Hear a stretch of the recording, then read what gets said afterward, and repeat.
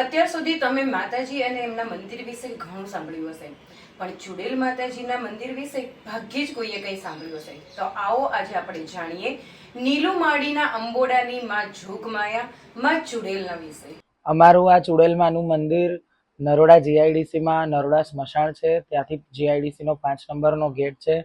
એ 5 નંબરના ગેટના અંદર આવતા સીધા આગળ પોસ્ટ ઓફિસ આવે છે, અને પોસ્ટ ઓફિસની આગળના જે 3 રસ્તા પડે છે ત્યાં જ મંદિર આવેલું છે. અને છેલ્લા 10-12 વર્ષથી ચુડેલમાં મારે પ્રગટ થયેલા છે.